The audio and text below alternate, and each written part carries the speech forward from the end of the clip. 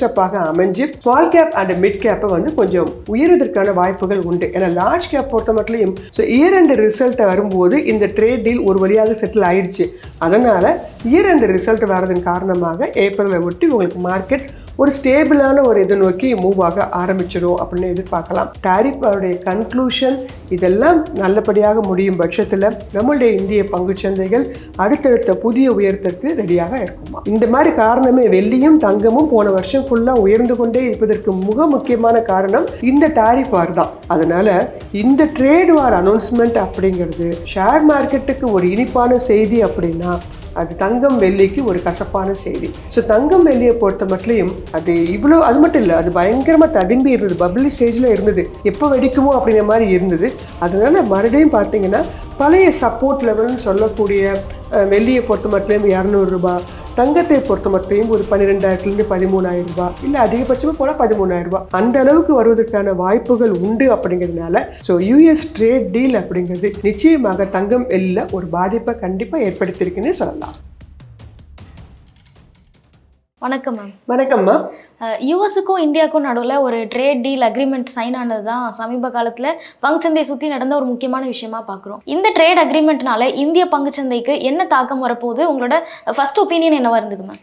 இந்திய பங்குச்சந்தையை பொறுத்த மட்டும் ஒரு வரவேற்கத்தக்க விஷயமாக ரொம்ப நாளாக கிட்டத்தட்ட ஒரு 6 மாதத்துக்கு மேலே இது எப்போ கொடுப்பாங்க அப்படின்னு காத்துட்டு இருந்தோம்.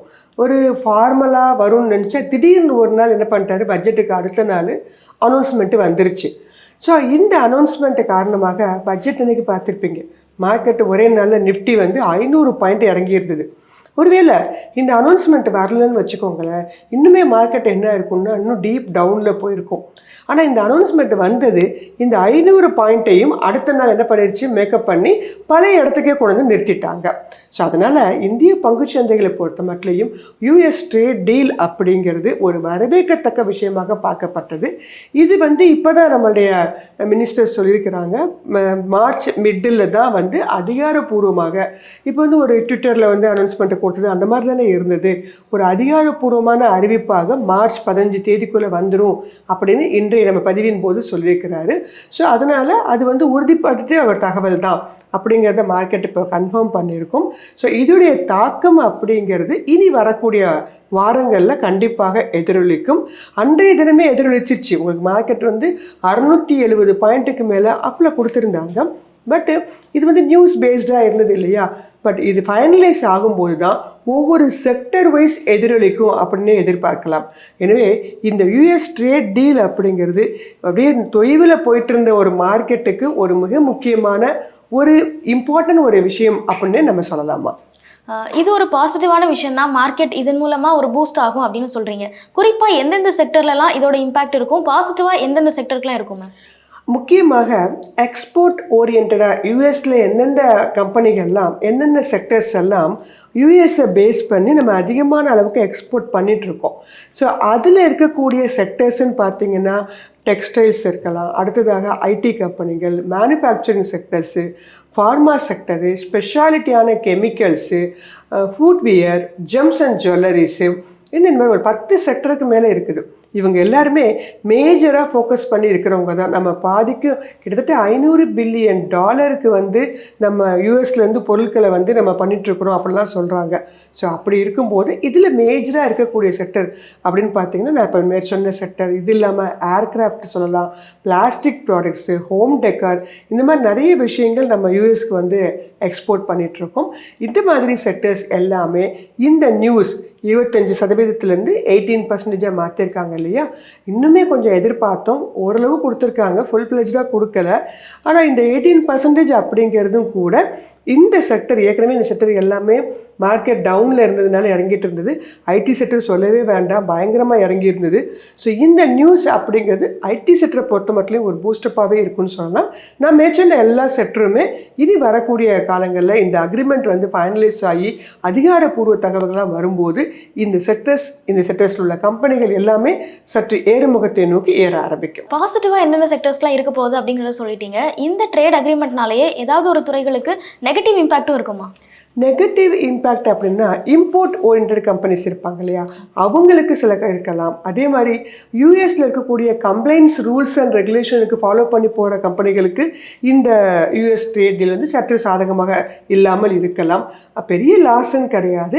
ஆனால் இப்போ அக்ரிகல்ச்சர் செக்டர் பார்த்தீங்கன்னா நமக்கு அங்கேருந்து ரா மெட்டீரியல்லாம் வந்து ரொம்ப கம்மியான ரேட்டில் கிடைக்கும்போது இங்கே அக்ரிகல்ச்சர் ஓரியன்ட் கம்பெனிஸ் இருப்பாங்க இல்லையா, அவங்களுக்கு வந்து சீப் ரேட்டில் கிடைக்கும்போது அவங்க கொஞ்சம் விலையை குறைச்சி கொடுக்குற மாதிரிலாம் ஆகி போயிடும். அதனால் சில முக்கியமான செக்டர்ஸ் சொல்ல முடியாது, சில செக்டர்ஸ் இந்த மாதிரி சில பிரச்சனைகளால் ஆகலமே தவிர ஆனால் பெரிய லாஸ் அப்படிங்கிற மாதிரிலாம் பெரிய செக்டர்ஸ்லாம் கிடையாது. ஏன்னா இது வந்து நமக்கு பெரிய லெவலில் ஒரு பிரச்சனையை உண்டு பண்ணிகிட்டே இருந்தாங்க கடந்த ஒரு வருஷமாக. அதனால் லாஸ்ன்னு பார்த்தீங்கன்னா பெரிய லாஸ் அப்படிங்கிறதுலாம் எந்த செக்டருக்குமே இருக்காது. கடந்த சில மாதங்களாகவே இந்திய பங்குச்சந்தைக்கு எஃப்ஐஎஸ் முதலீடு ரொம்ப குறைஞ்சிக்கிட்டே போகுது, அவங்க வெளியேறிட்டே இருக்காங்க அப்படிங்கிறதா ஒரு பிரச்சனையாக இருந்தது.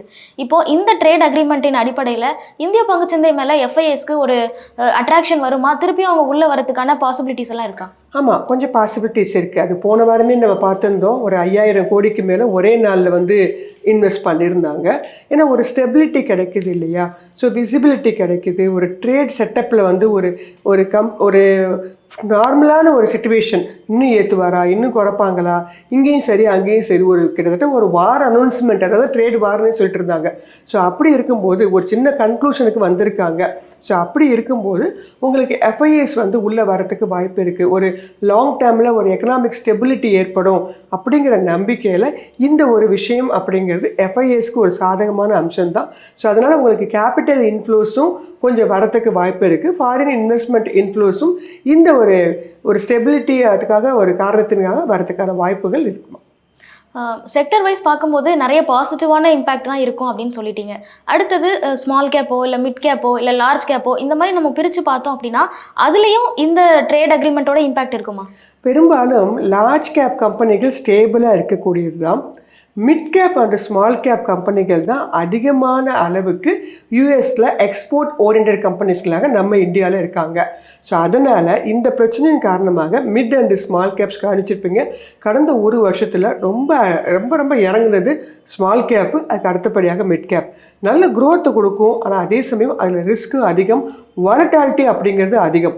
இந்த tariff announcement small and mid கேப்பை ரொம்ப வெகுவாகவே பாதிச்சிருக்கு அப்படின்னு சொல்லலாம். ஸோ அதனால தான் அது எல்லாமே பார்த்தீங்கன்னா 52 வீக் லோவை நோக்கி மூவ் ஆகி நிறைய கம்பெனிகள், நல்ல கம்பெனிகள் உங்களுக்கு அடித்தளத்தில் கிடச்சிட்டு இருந்துச்சு small and mid gap.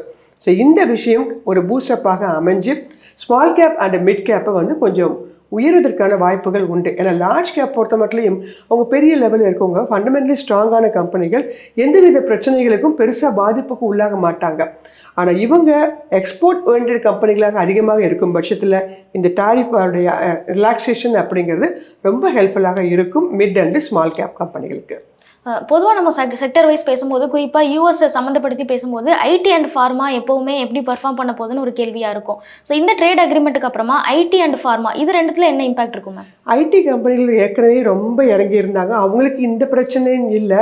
Artificial intelligence காரணமாக ஒவ்வொரு நாளும் ChatGPT போன்ற நிறைய தளங்கள் வருது. அதுதான் போன வாரம் கூட பார்த்தீங்கன்னா 2000 பாயிண்ட்டுக்கு மேலே மைனஸில் போயிட்டு இருந்தாங்க. ஸோ அது மட்டும் கிடையாது, நிறைய ஜாப்லேருந்து நிறைய பேர் வெளில அனுப்பிட்டு இருந்தாங்க, நிறைய பிரச்சனைகள். அதோடு சேர்த்து மூன்றாவதாக இந்த பிரச்சனை இருந்தது. சற்று இப்போ அவங்க ஆசுவாசப்படுத்திக்குவாங்க. ஏன்னா அவங்களுக்கு ஓரளவு டிமாண்டு கிடைக்கிறதுக்கு, ஆர்டர்ஸ் கிடைக்கிறதுக்கு வாய்ப்பு இருக்குது. யூஎஸ்லேருந்து ஒரு கிளையண்ட் கான்ஃபிடன்ஸ் கிடைக்கும். ஸோ அதன் காரணமாக ஐடி செக்டர் ஏற்கனவே டவுனில் இருக்கிறதுனால சப்போர்ட் லெவலுக்கு கீழே வந்துருச்சு. ஸோ மக்களும் வாங்க வருவாங்க. அடுத்தபடியாக ஒரு கான்ஃபிடன்ஸ் லெவல், இனி கொஞ்சம் கிளைண்ட்ஸ் அங்கேருந்து கிடைக்கலாம் இல்லையா, அதன் காரணமாக ஐடி செக்டருக்கு வந்து உங்களுக்கு ஏறுவதற்கான வாய்ப்புகள் உண்டு. ஃபார்மாவை பொறுத்த மட்டும் நிறைய எக்ஸ்போர்ட் பண்ணுவாங்க, நிறைய பிரச்சனைகள் நிறுத்தி வச்சுருந்தாங்க. ஸோ எக்ஸ்போர்ட்ஸ் பண்ணுவாங்க. பட் அந்த நாமினல் ரூல்ஸ் FDA ரூல்ஸில் அதே மாதிரி தான் சேமாக தான் இருக்க போகுது. பட் எக்ஸ்போர்ட்டுக்கு வந்து அவங்க நிறைய கொஞ்சம் அதிகமான அளவுக்கு கொடுக்கறதுக்கு வாய்ப்பு இருக்குது. இது இல்லாமல் மேனுஃபேக்சரிங் செக்டர்ஸ் ஓரளவு நமக்கு இந்த டாரிஃபார் காரணமாக ஒரு நல்ல பூஸ்டப் கொடுக்கும். ஏன்னா மேக் இன் இண்டியா மூலமாக நிறைய ஏர்க்ராஃப்ட்லாம் தயாரித்து அனுப்ப முடியாமல் தேங்கி நின்றுட்டு இருந்துச்சு. ஸோ இப்போ 7 லட்சம் கோடிக்கு மேலே ஆர்டர்ஸ் இருக்குது அப்படின்னே சொல்கிறாங்க.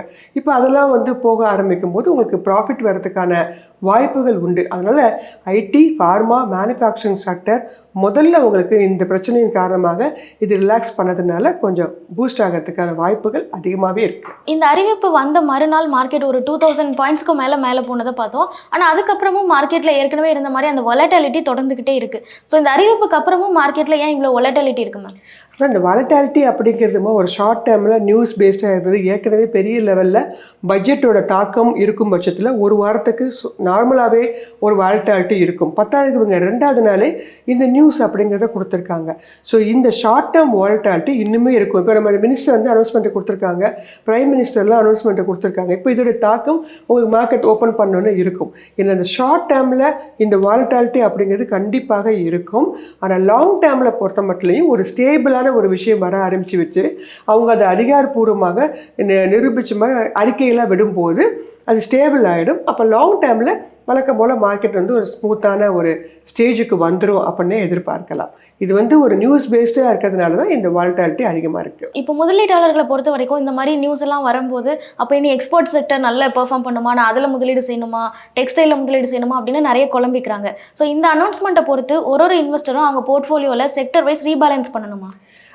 ஏற்கனவே வந்து ஜென்ரலாகவே வந்து பார்த்திங்கன்னா நான் சொன்ன எல்லா செக்டரும் எல்லாருடைய போர்ட்ஃபோலியோம்லேயும் இருக்கும். சில பிளாஸ்டிக் செக்டரு, அதே மாதிரி வந்து பார்த்திங்கன்னா டெக்ஸ்டைல் செக்டர்ஸ் தான் கொஞ்சம் ஒமிட் பண்ணியிருப்பாங்க.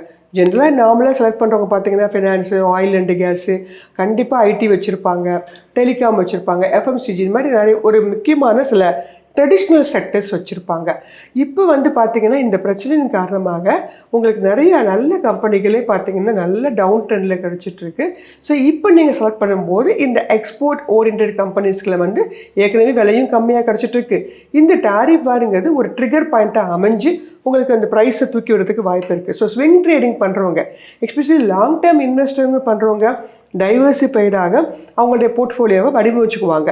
இந்த ஸ்விங் ட்ரேடிங் பண்ணுறவங்களுக்கு தான் இந்த மாதிரி நியூஸ்லாம் மிகப்பெரிய ஒரு நியூஸாக, ஒரு நல்ல ப்ராஃபிட்டபிள் நியூஸாக இருக்கும். ஸோ அதன் காரணமாக லாங் டேர்ம் இன்வெஸ்டர்ஸ் வந்து ரீபேலன்சிங் பண்ணணும் அப்படின்னா அவசியம் இல்லை.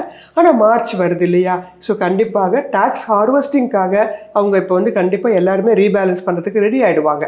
யார்? Long term investors capital gain டேக்ஸ்க்காக. ஷார்ட் டேர்ம் ட்ரேடர்ஸ் வந்து இந்த இடத்த யூஸ் பண்ணிக்கிட்டு எக்ஸ்போர்ட் ஓரியன்ட் செக்டர்ஸு இல்லை எக்ஸ்போர்ட் ஓரியன்ட் கம்பெனிஸ்கள், அதுலேயும் ஃபண்டமெண்டலாக ஸ்ட்ராங்காக இருக்கக்கூடிய கம்பெனிஸ்களை பார்த்து வாங்கினோம்னா இந்த நியூஸை, இந்த ரேலியை நம்ம ப்ராஃபிட்டபிளாக மாற்றிக்கலாம். லாங் டேர்ம் இன்வெஸ்டர்ஸ் பெருசாக ரீபேலன்சிங் எதுவும் பண்ண தேவையில்லை அப்படின்னு சொன்னீங்க. ஆனால் இப்போ இருக்கிற இந்த சினாரியோ பேசிஸில் நம்ம பார்க்கும்போது ஏதாவது ஒரு செக்டரில் ரிஸ்க் ஜாஸ்தியாக இருக்குது, இனிமேல் இதில் நிறைய அக்யூமுலேட் பண்ண வேண்டாம், இல்லை இந்த செக்டரை ரொம்ப கவனமாக தான் அவங்க ஹேண்டில் பண்ணணும், அந்த மாதிரியான ஏதாவது விஷயம் இருக்கா? அதான் முன்னே சொல்கிறேன், இப்போ செக்டர் வைஸ் வந்து பெரிய பிரச்சனைகள் எதுவும் கிடையாது. நார்மலாகவே ஜாஸ்தி யாரும் பார்த்தீங்கன்னா அக்ரிகல்ச்சர் செக்டரை வந்து பெருசாக எடுத்துக்க மாட்டாங்க. அதில் இருக்கக்கூடிய ஃபெர்டிலைசர்ஸ் இதெல்லாம் வந்து பெரிய லெவலில் யாரும் ஃபோக்கஸ் பண்ணுறது இல்லை. மேபி கொஞ்சம் பாதிப்புக்கு உள்ளானா அந்த அக்ரிகல்ச்சர் செக்டர் தான் பாதிப்புக்கு உள்ளாகும். மற்றபடி இருக்கக்கூடிய செக்டர்ஸ் எல்லாமே, அதுலேயும் முக்கியமாக ஐடி செக்டர்ஸில் உங்களுக்கு பெரிய பிரச்சனை எப்போதுமே உண்டு பண்ணாது. ஆனால் இந்த டாரிஃப் வந்து பெரிய ஒரு பிரச்சனையாக உருவாக்கம் இருந்தது. அதனால் பெரிய செக்டர்ஸ்லாம் வந்து லாஸ் மேக்கிங் செக்டர்ஸாக எதுவும் உங்களுக்கு தெரியறது கிடையாது.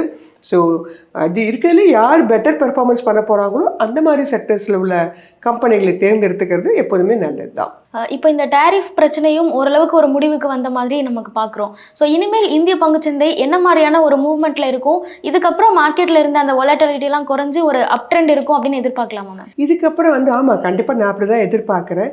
ஏன்னா சப்போர்ட் லெவல் அப்படிங்கிறது பார்த்தீங்கன்னா ஜென்ரலாக 25,000, அதை உடைக்காத வரைக்கும் பிரச்சனை இல்லை. ஸோ பட்ஜெட் அன்னைக்கு தான் ஸ்லைட்டாக உடைச்சிச்சு. ஆனால் அங்கேருந்து பார்த்தீங்கன்னா மறுபடியும் பவுன்ஸ் பேக் ஆகி வேலை வந்துட்டாங்க. ஸோ 25,000 நிஃப்டி அந்த இடத்த உடைக்காத வரைக்கும் உங்களுக்கு பெருசாக மார்க்கெட்டில் டவுன் ட்ரெண்டு வராது. அதே மாதிரி 26,000 கிராஸ் பண்ணுறதுக்கு ரொம்ப கஷ்டப்படுது. இந்த ஒரு யூஎஸ் ட்ரேட் டீல் அப்படிங்கிறது இன்னும் அதிகாரப்பூர்வமாக நம்முடைய மினிஸ்டர்ஸ் மூலமாக தகவல்கள் வரும் பட்சத்தில் 26,000 பிரேக் பண்ணுது. 26,300ங்கிறது ஆல் டைம் ஹை 370. அதெல்லாம் பிரேக் பண்ண ஆரம்பித்தா அடுத்தடுத்து ஏப்ரல் மாதங்களில் அடுத்து year end result. So year end ரிசல்ட்டை வரும்போது இந்த ட்ரேட் டீல் ஒரு வழியாக செட்டில் ஆயிடுச்சு. அதனால் இயர் எண்ட் ரிசல்ட் வரதன் காரணமாக ஏப்ரலை ஒட்டி உங்களுக்கு மார்க்கெட் ஒரு ஸ்டேபிளான ஒரு இதை நோக்கி மூவ் ஆக ஆரம்பிச்சிடும் அப்படின்னு எதிர்பார்க்கலாம். இருந்த போதிலும் பார்த்தீங்கன்னா இன்னும் ரஷ்யா உக்ரைன் வாருடைய பிரச்சனை இன்னும் கன்க்ளூஷனுக்கு வரல. இப்போ மறுபடியும் பேச்சுவார்த்தை நடத்த போகிறதாக தகவல்கள் கொடுத்துருக்காங்க.